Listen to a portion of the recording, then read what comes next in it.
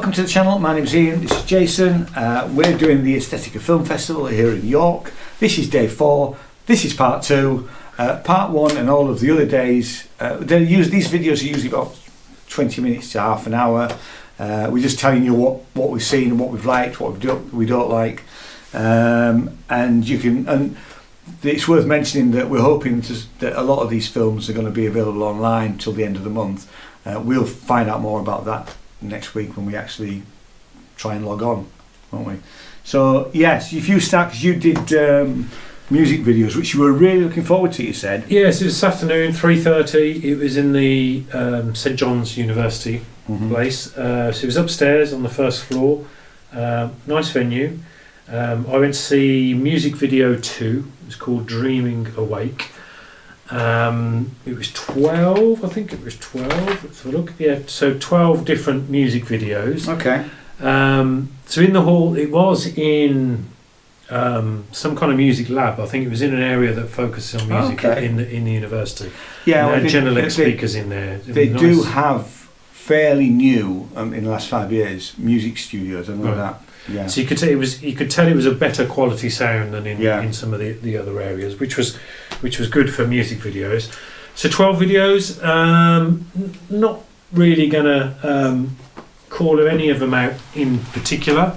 I've been dying to get to music videos this week. It's something very interested in, wanting to understand how they work, wanting to understand what's out there. I would say, as I was sitting there and watching them, I was kind of thinking, the days of me being introduced to music via video actually isn't so much now. You know, all the MTV era and all of that. The video is so important, and actually how people consume their music probably isn't necessarily through the video now. So I was really interested in it. 12 different ones. There was a mixture of some were animated, some were shot. Some had bands in, so there was probably 3 or 4 that actually featured the bands. None of them, well, there were some that were performing, but none of them were performing in a traditional, I'm on stage, I'm a 3-piece, I'm a 4-piece band. They were all a little bit on the experimental side. Musically, most of them were electronic music, which something I'm very keen on. But nothing really stood out, I'm sorry to say. I was really looking forward to it, and there was nothing there that really grabbed me, either musically or visually. And I feel bad saying that, because it's probably a starting ground for people to do music videos, then go into shorts, then go into TV and go into film. I'd maybe need to watch them again. I don't think it was just me. I think, again, the audience weren't that engaged. There's a guy next to me nodding off. A young guy at 3 o'clock in the afternoon. That can be quite difficult. Like he was on a bus. So I was really looking forward to it, but it was okay. I'm not saying it was bad, but I wasn't excited as I thought I would be. It is on again tomorrow if you want a second opinion at 6 o'clock. I think I might go and grab one of the other music video ones and just maybe like your gaming experience. Maybe I just pick some ones that weren't meant for me. Right? I quite fancy. I might watch some, pick one of the other ones as well. But I do want to go and see your experimental if I can. So we then met up, because it's the first time we met up through the day, isn't it? And we dashed off to listing pitch film premieres. At first I hadn't realised that it was actually four different films, but and it was free with the pass, but you had to pre-book, so we pre-booked the tickets in the City Screen, and it was from 7 till 9 with a Q&A the last 20 minutes or so. 4 films. First one was The Speed of Sound. So they were all documentaries, weren't they? Really? They were all documentaries. This was about. It's only 5 minutes, and actually, I leant up and said to you, it wasn't long enough, because I was absolutely. It's a true story about this. She's an adrenaline junkie. This girl. She's a Paralympian skier. Skis at 80 miles an hour, and she's blind. Which it just the thought of that, and you could see her you know, and she was also shooting, wasn't she? With explain the sort of sound thing as she moves a rifle to a target, it would bleep so that she'd be able to. Pitch would go up as she got closer to the target. Then she'd get the bullseye. It just wanted to be longer for me. I wanted to know more about her. I thought it was fantastic. I thought she was great, and she did win Olympic medals. She a couple of gold medals, I think. But at Beijing, and it was fantastic. She got 2% vision. Yeah, exactly. Yeah. She lost her vision as a 12-year-old. She said, yeah. It just could have been longer for me. The next thing we had was the All Lesbians, wasn't it? The loafers, as they call them. Well, yeah, it's called All Lesbians, and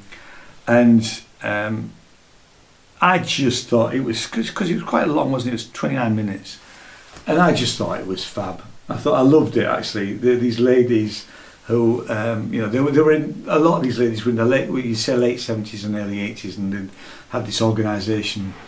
Well, they called themselves loafers because it was lesbians of age 50 or something. Oh, that was one of the groups, but there was another group as well. But it's about documenting their life stories, really. Going back to like the 1920s. So, and it was a lovely documentary. I mean, it was very heartwarming, and you got into the characters, you got into the relationships, and obviously some people had passed on, so he had pictures of them, and it was brilliant. I just loved it. Yeah, he went through the kind of decades, and when it wasn't talked about, when it was you were classed as insane. Yeah. If you were exactly. As a woman, if you were homosexual. It was good. It was. It's what you want from a documentary, I think. It is. Heartwarming. It was, It took you back. It was nostalgic. It educated you. It was good. Good. Yeah. And then we had Green Sounds, which was a group of men from the Port Talbot, Wales, in Wales, begin taking forest walks with microphones, really, and listening to the sound of nature as a sort of therapy for the traumas of, I guess, sort of losing, the long scale redundancies that happened at the Port Talbot Steelworks. Yeah, it was a premiere. It was from this year. It was shot only at the beginning of this year. It's 25 minutes long. And I was completely engaged with that. I don't know what you thought. Yeah, it was very good. I mean, it was four guys walking around with satellite dishes. They were funny. They were funny. They had, there's a few laughs in there. It was. But no, I liked it a lot, actually. And the last one was The Things We Don't Say. And the director was in the room and was interviewed at the end. This was about Rwanda and about the relationships of the Rwanda genocide, and the rapes that went on. For me, it missed something. I was less engaged in it, really. As I said to you earlier, I actually felt that I needed a bit more background at the start of it. I know that came in later on, but I'd sort of disengaged to some extent by that time, really. So it wasn't really for me. And I think it's an important thing that the director's done. She's Rwandan. She left the country as a 6-month-old, and she didn't obviously speak the language, and it is an important piece of work, but it just didn't engage me that well. Yeah, I mean, it was fascinating. I think she spoke very well at the end. She did. The Q&A. Actually, you made a really good point. Almost her story was better than the film. That sounds probably a little bit more captivating, but I suppose maybe the story isn't as. But she made the film. I mean, on a really positive note, she made the film she wanted to make, and obviously it's taken 3 or 4 years of her life. That's the film she wanted to make. Yeah. So good on her. Yeah, and it was, she talked about. She visited for 2 months to when they were researching. Visited another month while they were kind of trying to assemble the people they wanted to talk to. Then they had a week of filming, and they had what did she talk about? I think 8 hours of footage that had to condense into 20 minutes. They had this meeting with which round, and exactly. So, but I think the fact that she spoke it through gave more context and made the film resonate a little bit more, because she talked about how she wanted to tell the story. The story's been told before. Yeah, it has. Yeah. People know about the history, and I think she wanted to put it in a different light. Yeah. People were going through the pain, and maybe there's a bit of hope, I think, was what she was trying to say. I remember what she actually said at the end was that, the war may stop, but that is never the end of it. Yep. And it's all about the aftercare. It's all about the aftercare. Yeah. So it's good. I think it's an important piece of work, certainly. Yeah, so those two were premieres. The one about Paul Talbot closing down this year, and the Rwandan one they were seeing them for the first time. So there was even, I think he talked about, the people that were in the film only saw when they'd locked down the picture. The that's people right. that were in the film haven't yet seen it. Yeah, that's right. She's going to send them over. It doesn't want. It's going to be available online, and actually you'll be able to see this, because I think she said the Guardian. The Guardian will be on the Guardian website from next week, I think she said. So you'll get the opportunity to see it, and please make your own mind up. But yeah, so the two of the people have already seen it when the picture was locked. The rest, everybody else who was involved, hasn't seen it till next month. Yeah, she said they were going to do streaming. She was quite nervous about whether they liked it or not, which but no, an important piece of work, certainly. Yeah, definitely. And he put it, the fact that she, got to have 20 minutes on the stage and talk about it.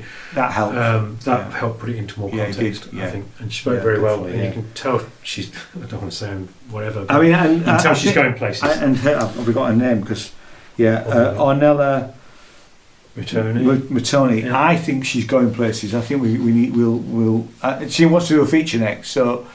Very smart, very smart lady, and I think she's great. She's definitely going places. Yep, really. We had the opportunity then to go to a live DJ performance, which we didn't, with a free drink. We went to the pub and we saw a band. A live band in the basement. They were called. I've forgotten the name. I mean, I thought the songs were good, but I thought the name was terrible. Was it Sliver Birds? Or Sliver, that's it. Slimy Birds. Sliver Birds. You're right. Sliver Birds. Yeah. It was standard Saturday night entertainment. I mean, to be fair, I thought it was better than that. Although the last couple of songs, I was ready to come home. Actually, it was probably better than the DJ.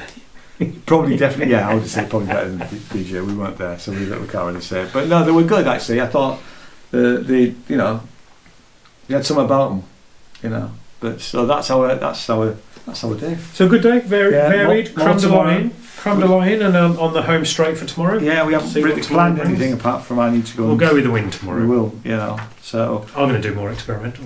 Of course you are. You're a klutz, yeah. You're making experimental music. We've got to finish with you. So thanks very much for watching. We'll see you tomorrow for day 5 of this amazing festival. Cheers. Bye bye. See you later.